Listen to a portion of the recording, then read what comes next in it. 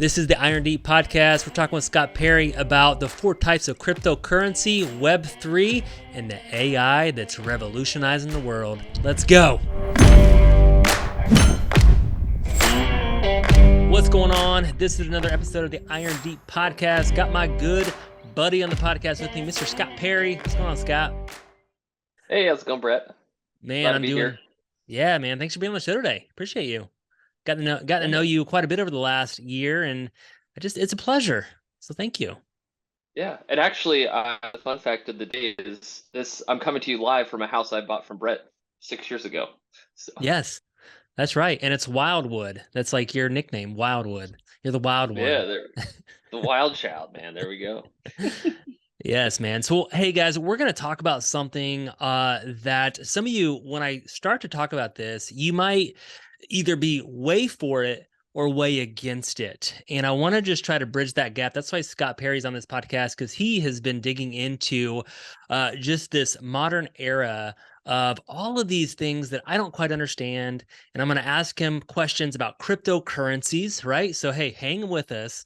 Cryptocurrencies. We're going to talk about Web3 and kind of the new internet that's coming around, the metaverse a little bit. And I think that this is just really, really important because here's the thing. I'm not really for all of this. I know Scott, he's really digging into this, but I'm kind of like old school. It's like, I don't know about all that kind of stuff. It sounds kind of odd and weird, but here's the thing, it's coming. So we're either going to be able to use it as a resource and be able to pour into people, because guess what? The next generation, this is what they're coming into, and this is what they're going to be using. So if we want to make sure we're not getting left behind, whether it's in business, whether it's in the kingdom, whatever it is that you're trying to do, I think this is so important to hang with us and just to learn a little bit about cryptocurrency, Web3, and some of this AI stuff that's going on out there. And so thanks, Scott Perry, for being on the show today, man. But let me just kind of give you a little bit of a bio of who Scott Perry is, number one. So I would say, Scott, you're a serial entrepreneur. You've done a lot of different things, right? I Yeah. think when we met, you were a real estate investor, right? On the part-time, you've done some flips, you've done some wholesale deals. You're a pilot, so full-time pilot. You've done that. You're an Army aviator. You've owned a FedEx contracting company, and you've really been digging into cryptocurrency. You even have small group cryptocurrency. You've been digging into that, and you have a lot of different things going on around that. So that's who Scott Perry is. And man, I want to start with this, Scott, is why should we care about cryptocurrency? Like why should I care about that? And start there. So I kind of go back to the credit card, right? The diner's card. Um, Before a lot of us were alive, first credit card, right? You could buy stuff on credit. So I go back to that. It's just kind of a tech that's coming. And it's one of those things that people focus on the cryptocurrency, Bitcoin, all the headlines, is this going to be the new money that we use as opposed to dollar bills, which is kind of interesting as well, because we really have been using digital currency for a long time. It's just been called the dollar bill. I carry $100 cash in my wallet just in case, right? But that's realistically, I never use cash. We're all using credit cards, direct deposit and stuff. So it's all numbers and code that's being sent around, and it represents, yes, a real dollar that used to represent a real piece of gold.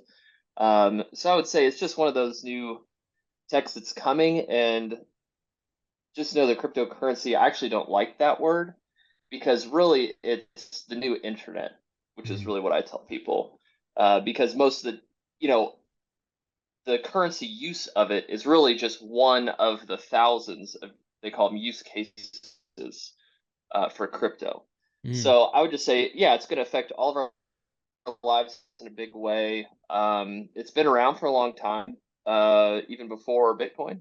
The first paper that was written on this new tech was 1995, when the internet really started, right? And so this really smart guy wrote this white paper and knew this was coming. He didn't know it was going to be called cryptocurrency or Bitcoin. He didn't know that, but he knew the theory that would eventually happen down the road. So it's just something that's been around. Like, it's just like people I tell, back in the day, people were upset with credit cards, but now everyone uses them. And then there's a lot of people that were against cell phones. Now everyone uses them. So it's kind of the difference between the reason I actually jumped into it is because I don't know if you ever heard, Brett, but they had sometimes in the spiritual space, you might hear, oh, well, this would be like the gateway drug to the mark of the Yeah. beast. Yes. Yeah. And so And if we're going to anyone's out start there, putting the digital code on our arm. We're going to implant it with right, a needle and inject it into our bodies, and that's it, right? That's the direction we right. go.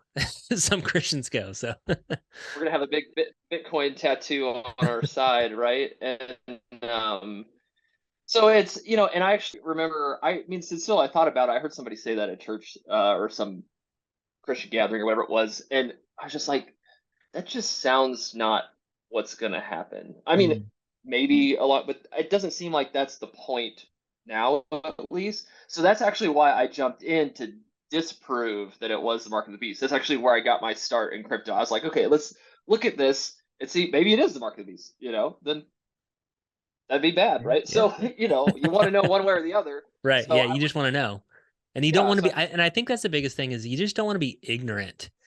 right, And I think that a lot of times when we start to go that direction, we just want to ignore it and right, hope that it goes away. And I really just want to have this podcast with you because it's not going away.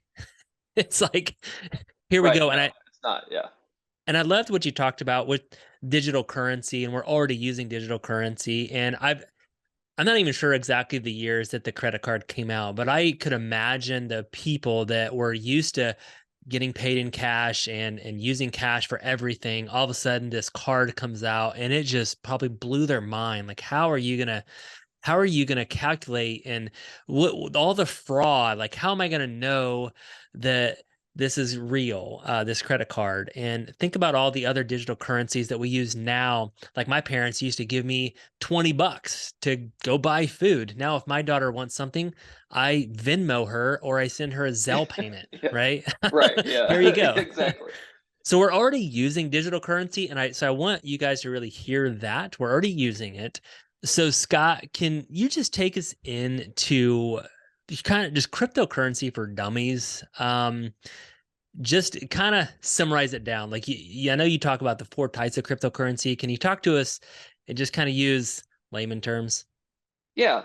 So I've kind of developed over this last few years of really deep diving this four types of crypto, um, kind of some analogies so people can get it. Now, for those of you that may already know a lot about crypto, this will be super basic, and there's a million exceptions to every rule. So, um, but this makes it easy for people that have no idea to jump in. So, real quick, I call it the elevator pitch here. We've got the four types of crypto.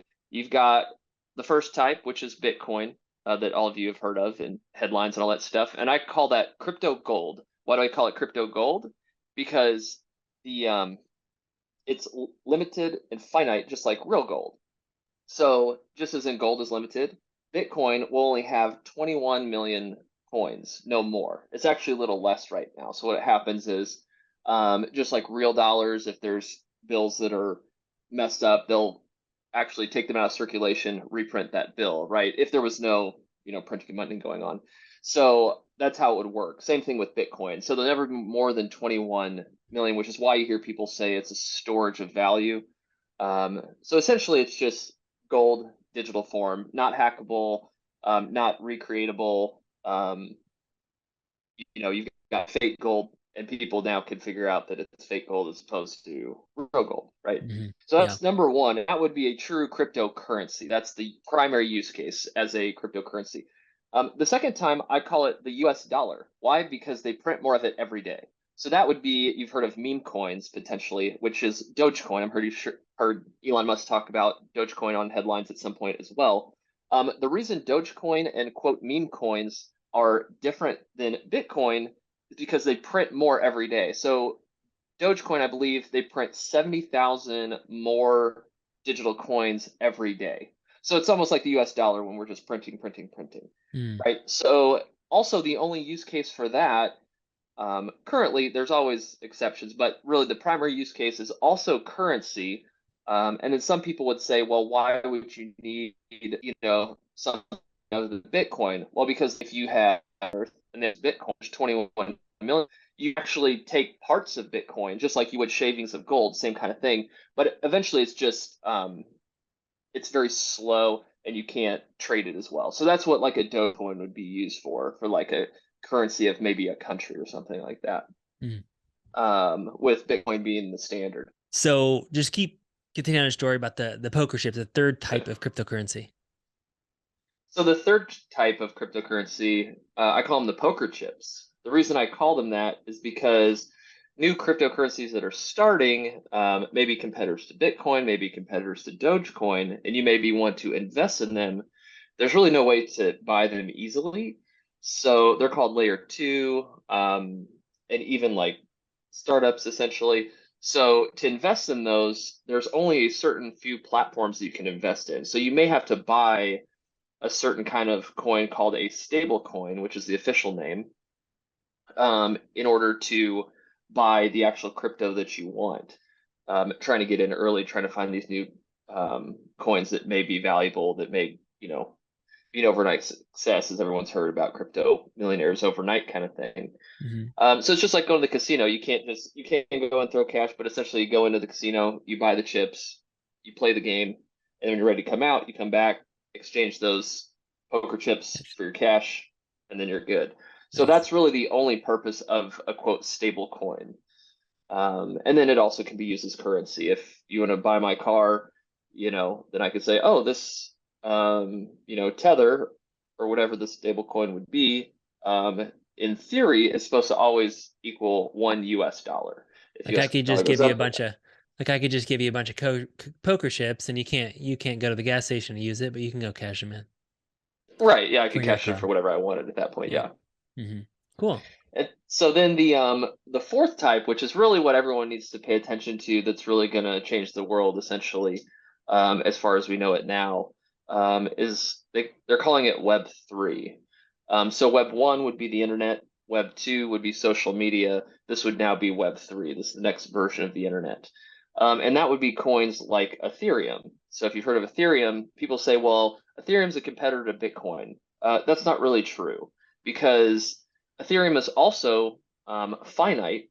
So there's only, I think it's 55 million uh, Ethereum coins that'll, no more than that will be issued.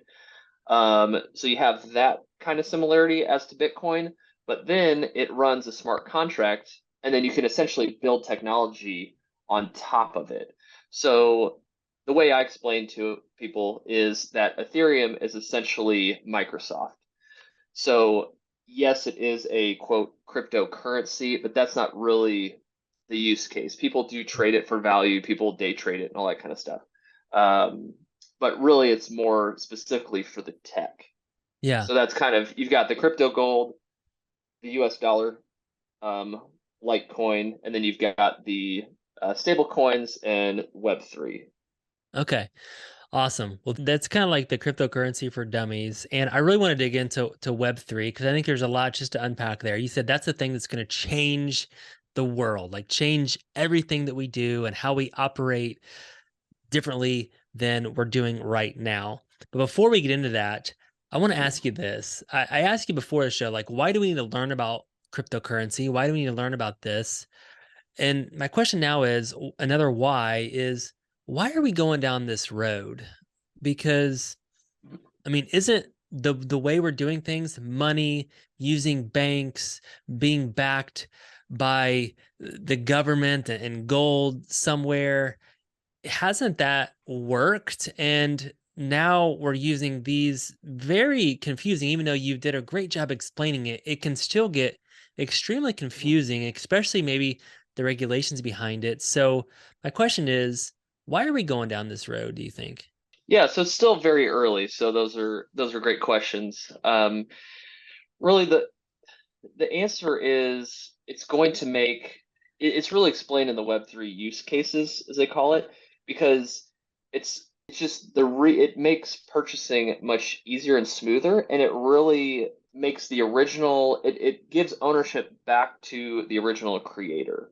Hmm. For example, a use case, I'll explain it in my favorite use case analogy. So back in the 90s, I used to sell baseball, basketball cards, football cards. Then Pokemon came along, right? So you have all these sports cards you can flip, right? So just, I haven't looked at about a year, but about a year ago, a Michael Jordan rookie card, PSA 10, graded in glass, was worth $850,000. Wow. I wonder if Um, I have one of those. Probably all bent up though. Yeah. Well, even yeah, I mean you could yeah, it's the 10 out of 10 perfect card, right? Yeah. So they're still expensive even if they're bent up. So Yeah. I definitely take a look. I'm sure I don't. But anyways, so if so the way that works is I believe it was Topps, I don't think it, or Upper Deck, one of the two that created the card, right? So what they do is they pay Michael Jordan when he's a rookie. That's like, hey, we want to put you on this card, and there's all these deals that go on. And so he gets a fee or whatever. So then they make the card. Well, 30, 40 years down the road when he becomes, the greatest basketball player of all time. Sorry for you Kobe fans. Um, the card's worth 850,000. So then the question is, if Brett, if you own that card, you find it in your basement, you're like, hey Scott, do you want to buy this card? I'm like, sure, I buy it from you for 850,000. And there's two people that get the money from that. There's you, because you invested in that sports card, Mhm. and then the government will, especially on a transaction that large, will see that transaction. So Mhm. the tax man will get some of that, right? For sure. So once that becomes a smart contract, and you can still do it with physical items. You can have smart contracts that are certificate of authenticity for an actual physical item. So it could still be true for this exact same basketball card. What happens is a royalty, then the way the contracts will work is Michael Jordan will say, okay, yeah, you pay me whatever up front back, in the 80s when he was a rookie. But then I want, 2% of all future sales. Um, so what'll happen is, you sell me the card for 850,000. You would do that sale in a type of cryptocurrency. And then Michael Jordan would have a crypto wallet that as soon as that transaction happens, instantly he would get a 2% royalty on that. So Mm. it kind of brings back the ownership to the original person. And that's why the masses will adopt it for that reason specifically, for those kind of things, and especially organizations and businesses and stuff like that. So it's kind of like, yes, we can do it the way it is now, and everything will be status quo and it'll be fine. But once you kind of unpack all the different use cases, um, it really benefits. Same with artists, and those are all the surface level use cases and stuff like Yeah. that. But really, I would say the dollar's not stable either. I mean, there's plenty of country at World War II. The Deutsche Mark went to zero, Mhm. right? People are burning it in their houses for heat because it's worth more for heat than it is paper money. You Mm. got 2008, the real estate crash. Yeah. And then you got the government that bails out a lot of the banks at the time, Mm. right? So, and then car industries gets a lot of bailout. The airline industry that I fly for got bailed out. They don't call it a bailout. They don't like that word, but for COVID, when they didn't know how long COVID shutdown was going to be. They said, well, 2 weeks, right? And so what happened was they said, well, the government's going to give you money to keep everybody employed, so that way the day it's over, we can just start right back where we started, rather than fire everybody, hire, it's just too big of an industry. So I would say industries and in dollars, you can look all the way back into biblical times where they've all fallen in some way. So I think there's a false security in the current system, I guess you Mhm. could say. Yeah. So before we really start digging into Web3, I want to ask this. So it kind of puts it back into the original creator's hands, like giving it back to the creators. Is it kind of cutting out, right? At least for right now, is it cutting out the government's piece of the pie? Is that basically kind of what's doing? And obviously, they're not Mhm. going to allow that to happen for Right. so long, right? Right. So they actually already have a stable coin, USDC. It's US dollar coin, is what it stands for. And yeah, they're not going to let that happen. And that's why there's so much pushback. So, and that's why I said in the original answer at the very beginning, before the Michael Jordan story, was that We're still early. So it's the same reason that LLCs are safe, because there's been so much time with legislation. There's been a lot of court cases, and they say, okay, this is how it's going to work, right? So, but the first time an LLC came out, no one knew what was going to happen. Something would happen in a business, and they'd say, well, now what? You know? Mm-hmm. So we're kind of in that scenario where it's like all these things are happening. People are getting crypto stolen, getting scammed. You can't hack it, but you can scam it. There's a Yeah. large difference. So yeah, the regulation is hard. Obviously, people have seen all the SDF stuff on the news, about everything collapsing and people, Yeah. 20-year-olds hiding out on islands and creating all these things. Yeah. So yeah, all that stuff's gonna have to be taken care of, and it will be a lot of growing pains, which Mm-hmm. is why we actually have the crypto small group at our church. The mission statement, when I wanted to start it, because I was like, the mission statement of the group is to usher the church into Web3 safely, because that's the Mm-hmm. big word, safely, because it Mm-hmm. is a lot of it's a huge learning curve, and Yeah. there will be a lot more negative news coming out Yeah. for sure. Yeah. Yeah. And it's just like it's just this other movement of technology. I mean, look throughout all the years. I'm sure there was, look at the wars, right? They broke out. They're pushed back, and it was painful to go through just these different movements, and that's what's happening in the tech world. I want to dive into Web3. I was reading up a little bit on this because this is much deeper than just a currency. So basically, you talked about Web 1 and then Web 2 and now Web 3. It says this, it's a imagine this new kind of internet, right? And if you take yourself back to the 90s when the internet was starting to boom, and I'm sure people were really against that. And now you have this social media, and look at all the controversy around that. And then now you have this Web 3, this new kind of internet that it can accurately translate what you type, and it can understand what you say, whether through its text or voice or other media, where all of the content you consume it's more personalized than ever before. It's the new evolution of the internet. You're about to enter a new era, and it's Web 3. Can you kind of just unpack this Web 3? Obviously, all over the news, you got AI blowing up just in the last few months, and I've tested some things out, and it is an extremely powerful tool.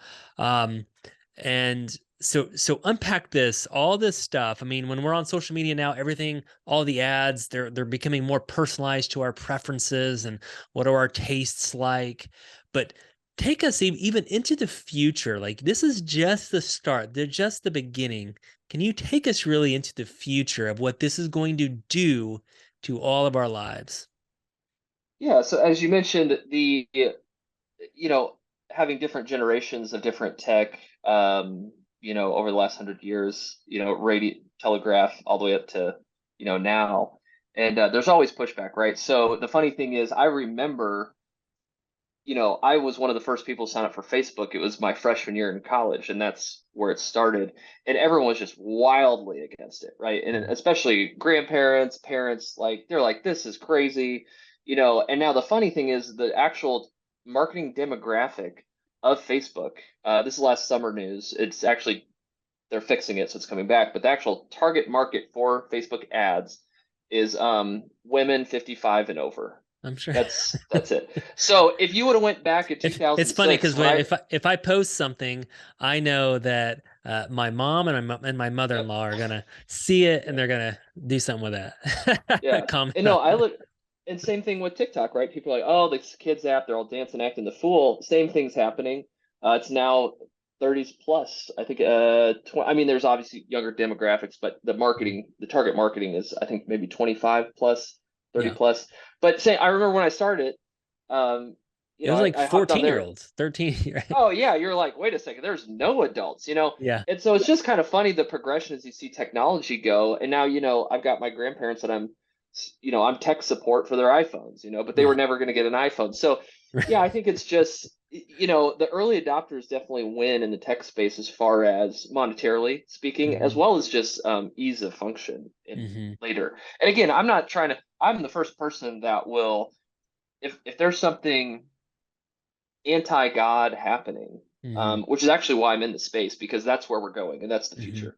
Not as a whole, but that there's a lot of use case on that side. I'm not going to do it. So it's not like, hey, let's cooperate and graduate, even if it's bow to bail. We're not talking about bowing to bail. Some people might disagree with that, but that's not, if it gets to that point, then we'll stop doing that. But the future, the way it works is with Web3, really where we're going is the number that really just floored me. And this is just after COVID started. I read this number. At that time, not even today after COVID, but there's essentially 9 billion people on Earth. 6 billion, so 2/3 of the Earth have the internet, and 3 billion, 1/3 of the Earth, could be classified as gamers. So and that's something that I've got a 16-year-old. I know you got kids, like all the parents, it's like, man, they're playing video games all the time, yada, yada, yada.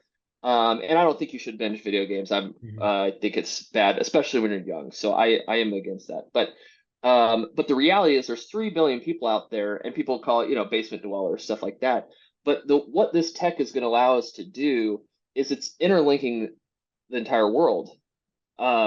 So I can now log in and play with people in games that are already existing, functioning. They've been out for 2 years, high quality games that are run on Web3 and quote crypto. And I can play with folks in China and India, right? And you can do that on, Call of Duty but it's limited. Now we're talking unlimited. And what that's going to do, kingdom speaking wise, is you're going to have a large portion of the earth that is not going to go outside. So people are like, well, we need to spend our time outside witnessing to people. Well, what's going to happen is they've already started it. I called the first one 2 months before it happened, lifechurch.tv, first church in the metaverse. I went to our pastor. I said, guys, we have to have metaverse churches and pastors, like full time. That's their full time job, is be a metaverse pastor. And not only that, to take it deeper, we're going to have metaverse street evangelists. Because the question I would ask people is, they're like, well, we're going to go out and talk to the homeless folks and all this stuff. Okay, but who's going to talk to the 13-year-old that has abusive parents and they're just hiding out in their basement all the time because it's safe and they can play with their friends? Right. And they're these tech savants, by the way. Those guys are, the funny thing, these, the community kind of jokes basement dweller, right? It's almost like a badge of honor at this point. But they do the developments for the crypto projects that I've designed and then had them build, and they're just wildly smart. I will tell you, there's such a great need for God in the space, not because the space is specifically evil, it's because the church doesn't even know what's going on. Yeah. They're just ignorant. They're ignoring it, right? I mean, most churches don't even know how to use Web 1, let alone Web 2, and now we're in Web 3, full blown. And there are tens of millions of people in Web3 right now running around just like a video game. And they've had salvations in the metaverse, which sounds wild, but you put on your headset just like we're doing here. I mean, essentially this is the metaverse, right? Somebody else is going to watch this. So you can actually post this video. You can buy land in these metaverses, put up a billboard, and then put this video on there and loop it, right? And it could go around. And so people run around, they're like, oh, who's this guy talking and stuff like that. So it's just, the kingdom need is very big. And so that's really the end game. That's where we're going. And if the church doesn't hire actual evangelism folks in this area, which I have a lot of good news on that. I won't go into it right now, but it is happening. Well, how do I say it? Like missionary fields, you don't want to say certain things, but let's just say there's some very smart missionaries right now that are very tech, and they've been waiting for this to happen for, decades. Yeah. So now they're in places that you physically cannot go, and they're sharing the gospel through the metaverse. Yeah. And I think it just goes back to why are we talking about this, and why is this so important, is because one of our jobs in the mission field is to raise up our children, raise up the next generation, and this is where they're going to be hanging out. It's like, you might not like the the apps that your child is on, that your teenager, your 16, 17, 18-year-old, 19-year-old are on, and you think it's stupid, but that's where they're going to hang out. And this is where they're going to hang out. And so I want to talk about this. This is almost just like it's kind of like just simulating life. And I think that's where it gets kind of scary because people are like, well, it's not real Yeah, life. right. And but it sure as darn feels like real life, right? Hmm. And it Yeah. sure is darn, there is connections there. There is a human emotional connection. And I think that's where we all get kind of tripped up. I even think yesterday you talked about people having digital relationships or Mhm. digital girlfriends, right? Or or boyfriends. And that's where No, like, they really, whoa, hey, let's not even go there. But that's yeah. And really, it's what people need to pay attention to is I've been down thousands of use cases. I'm in these groups that God's blessed me with that he's got me in just wild things. One they literally call the crypto Illuminati. It's like that's like the cat, you know, the catchphrase or whatever, you know. And really, I mean, they're all over the world. It's wild, but yeah, there's a lot of really good use cases for evangelism. And just on the flip side, the triple X, if you want to go, you know, without going too into it, um, use cases are also extremely wild, and they are just like it seems like in every industry that every new tech that comes along, um, they are very well entrenched at this hmm point. yeah, yeah, And they've been building for years. So it's one of those things where I know one of the guys in IND, actually a couple of folks in IND, you know, deal with the human trafficking stuff, right? yeah, So it's kind of like you can either ignore the human trafficking stuff right. and be like, oh, well, that doesn't really happen or whatever. But as one of the guys shared at the IND weekend, you know, his eye opener was that it was happening literally in his backyard, Yeah, you know, yeah. that wasn't around a border or anything. He was essentially located in the States. And so I think it's just, you know, a lot of times people settle with ignorance is bliss. hmm Um, and it's like, you know, when Jesus came to earth, he didn't come down for it to be easy, you know, hmm and that's what I try to remind folks, you know, especially over, you know, persecution times and stuff like that, which is not happening here, by the way. But, you know, yet anyways, but, you know, you got to remember Jesus went through it all, you know, it said he experienced everything, you know, and so it's just because it's hard doesn't mean we need to run from it. Yeah, yeah. I think it's just good. It's just this is the first step, just to be aware, and Yeah. just how do we learn? I think, especially sometimes when we get to a certain age, we're like, I don't want to learn that. But I think Mhm. it's just really, really important if we want to raise up the next generation. And as business owners, this is there's a new wave of business coming, right? I mean, yeah, just in Mhm. the last several months, AI has changed how we do Oh yeah. business, and it's going to keep I saw evolving. I saw a spreadsheet on just the AI tech that came out in January, and it was 3 pages long in fine print. Yeah, yeah, Just in January, not like what was out before or currently out. That was just what came out this January. yeah. Yeah. Yeah, definitely. One last question before we just wrap up the show here, Scott. Thank you so much for being on. I want to just go back to the cryptocurrency, and you talked about smart contracts, and this is just kind of a personal question that I had. Is it says here smart contracts they'll be open that are open to everyone. That will relieve people of the need to rely on a centralized organization like a bank to Mhm. maintain their data integrity. So everyone is listening right now. Most of them are business owners. Mhm.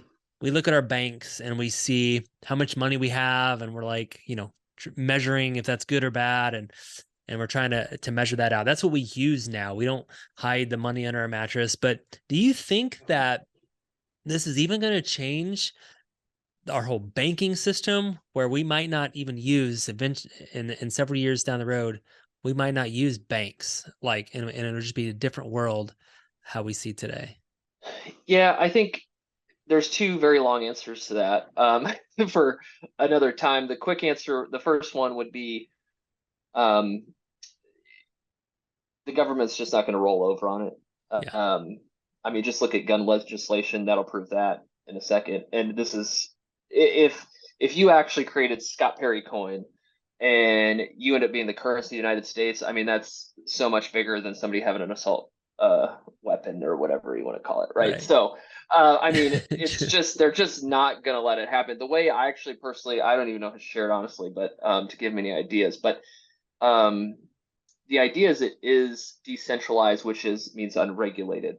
But it's all stored on a public ledger. So you can actually, for Ethereum, all the smart contracts, you can go to Etheriscan and you can see every smart contract that is out there, every code for every piece of Ethereum that's out there. You can see what wallets it's in and everything. So it's a little like Big Brother in that scenario. But the thing is, it's a public ledger. So um, not only could Big Brother see it, but your neighbor can look, right? So Mm. it's almost like property records at the courthouse, right? Like I actually just looked up somebody down the street. There was a house, and I looked up the Hamilton County records, found their name, found them on Facebook yesterday, sent them a direct message. Yeah. Did that last night, you know.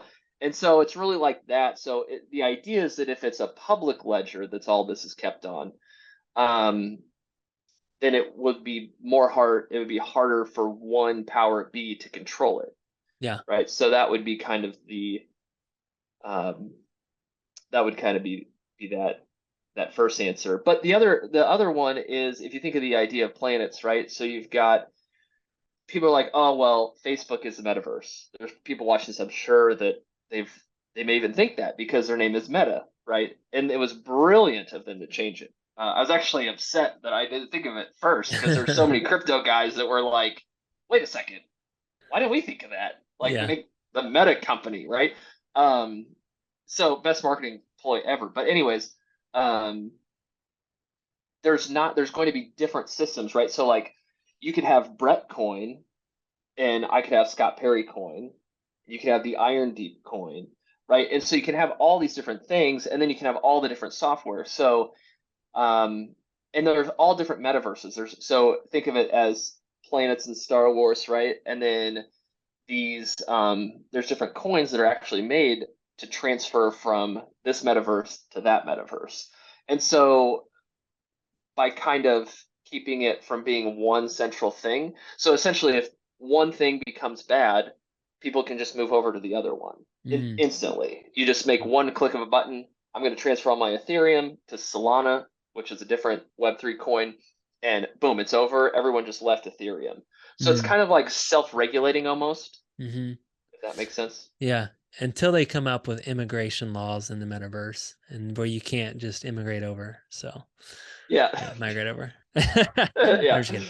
Um, well, Scott, I know that we could go down so many different trails here. Thank you so much for just being on the podcast, just giving us a high level view of what this is. I think the biggest thing that I think I got out of this is that we need to learn if we want to be good stewards in this modern economy and our culture and bringing up the next generation, we need to learn what this is. And I'll tell you guys, I mean, you look at just in my life, the last 15, 20 years, I've been doing real estate for about 16 years. How we do it today versus how I did it 16 years ago, it's just completely changed. I remember just even contracts, we would have to get the contracts, we'd have to print them out, we'd have to go sign them, we'd have to put them in a FedEx envelope, they'd have to have wet signatures and mail them to the companies. And that's just how we did it. And then all of a sudden, now they took a scan. We're like, wow, you really don't need wet signatures. And you're like, no, we don't need them anymore. And then they do DocuSign. We're like, really? You're going to take an electronic signature? That's crazy. And now that's just how we do things. And it's just going to keep going and going and going. And like you said, I remember we had to drive around and look at all the houses when I first got started. And now we got Google Earth and we got Right. different ways to connect with different people. And I can look up a phone number like that. And it's just kind of crazy. So I think Yeah. that if you don't want to be left behind, and you really want to help, and I think that's where I want to end this, is if you really want to help, especially our next generation, Mhm. um, it's just getting involved and just becoming aware. So like, Scott, do you have any other resources that someone can learn Yeah. more about? Because I know you can go on YouTube, you can go on all these and hear all these different things, but do you have any specific areas that we could go research some more on this? Yeah, so there's a couple things. I would put out a word of caution. when you first jump into it, the Coinbase is a really good way to kind of see some of the top coins. That is regulated essentially. It's like having a Robinhood account, same kind of deal, right? So it's somewhat safe for the most part. So I would just go on there and kind of just watch the different trends. Coinbase is a great one to download. It's very user friendly. I use different things. But everybody that starts out, I say just download Coinbase, put $50 in, and just kind of start trading around, and you'll just kind of see like, oh, why is this going this way and that way, right? And I would limit yourself to $50, because you can, lose money very quickly as well. Not financial advice, by the way, but just knowing once you get into the Web3 stuff, which is going to be a MetaMask account, there's a lot of scams. The AI has gotten wildly smart, as you've said, and the deepfake thing is real. They've actually had crypto scams run off deepfake, and they've made millions of dollars. So that's where that regulation, everything comes back. So tread at your own risk.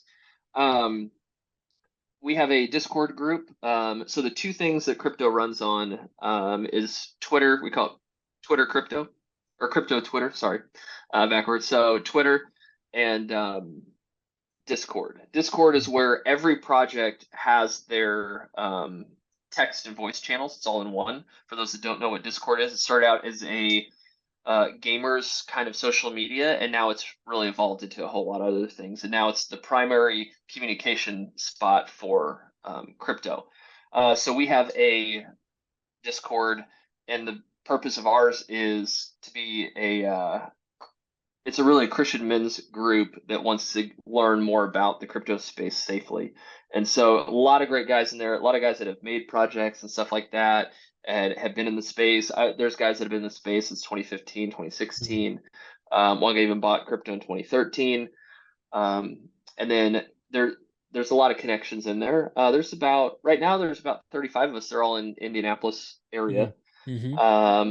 But I could if you can post links or something like that, I can send a link to that. So you download Discord, use your phone number.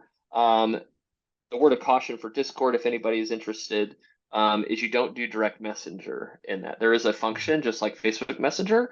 That's where all the scams come 100% of the time. So you just don't even open it because the joke is for the crypto guys is Discord Messenger is always a scam. Yeah. So I would say that's a good start. Reading material. The hard part is there's so much to sift through. That's the problem. For sure. I think that's just a great spot, a great starting point, guys. So Coinbase, right? Yeah, Coinbase.